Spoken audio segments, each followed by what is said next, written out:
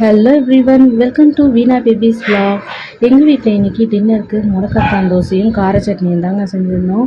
கார சட்னியோட வீடியோ ரெசிபியாக நான் நாளைக்கு மார்னிங் நம்ம வீணா பேபி vlogsல அப்லோட் பண்ணுறேன். முடக்கத்தான் தோசைக்கு முடக்கத்தான் கீரையை நல்லா வாஷ் பண்ணிவிட்டு தண்ணி இல்லாமல் நல்லா அரைச்சி பேஸ்ட் மாதிரி எடுத்துக்கிட்டேன். இப்போ தோசை மாவை ஊற்றிட்டு தோசை மாதிரி ஸ்ப்ரெட் பண்ணிவிட்டு அது மேலே இந்த முடக்கத்தான் பேஸ்ட்டை அப்ளை பண்ணி ஸ்ப்ரெட் பண்ணிக்கோங்க.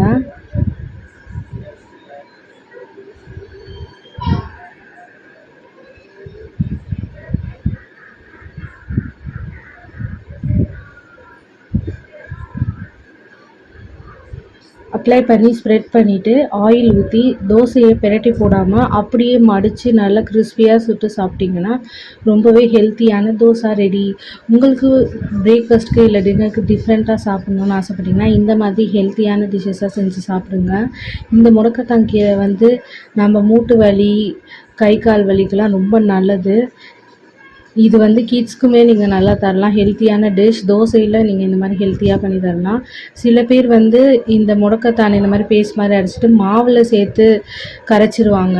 ஆனால் எனக்கு பர்சனலாக எங்கள் வீட்டில் இருக்க எல்லாருக்குமே இந்த மாதிரி ஸ்ப்ரெட் பண்ணி சாப்பிட்டு தான் ரொம்ப பிடிச்சிருக்கும். நீங்களும் இந்த மாதிரி ட்ரை பண்ணிவிட்டு எப்படி இருக்குன்னு எனக்கு கமெண்ட்ஸில் சொல்லுங்கள்.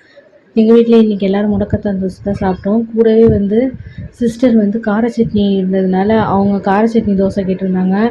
அதையுமே நான் இன்றைக்கி இந்த தோசையில் ஸ்ப்ரெட் பண்ணி கார சட்னி தோசை மாதிரி செஞ்சு கொடுத்துருந்தேன். ரொம்பவே டேஸ்ட்டாக இருந்துச்சு.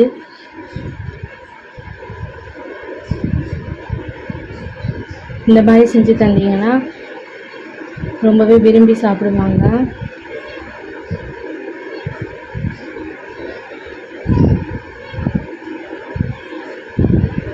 நானுமே சிஸ்டருக்கு சுட்டு கொடுத்துட்டு எனக்கும் டெம்டிங்காக இருந்ததுனால நானும் இந்த மாதிரி கார சட்னி தோசை தாங்க செஞ்சு சாப்பிட்டேன்.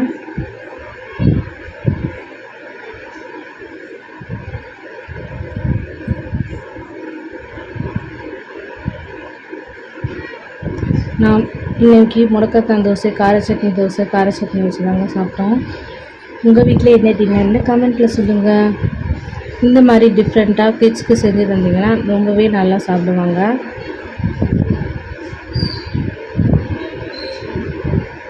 உங்களுக்கு இந்த வீடியோ பிடிச்சிருந்துச்சுன்னா வீணா பேபி vlogsக்கு சப்ஸ்கிரைப் பண்ணுங்கள். இந்த வீடியோ உங்களுக்கு பிடிச்சிருந்துச்சுன்னா லைக் பண்ணுங்கள், கமெண்ட் பண்ணுங்கள். வீணா பேபி vlogsக்கு சப்ஸ்கிரைப் பண்ணுங்கள். பார்த்தீங்களா, ஃபுல்லாகவே கரைச்சி வச்ச மாவு எல்லாமே காலி ஆகிடுச்சு. அவ்வளோ டேஸ்ட்டாக இருந்துச்சு. எங்கள் வீட்டில் எல்லாருமே காலி பண்ணிட்டாங்க. நீங்களும் இதை செஞ்சு பார்த்துட்டு எப்படி இருக்குன்னு சொல்லுங்கள். பாய்.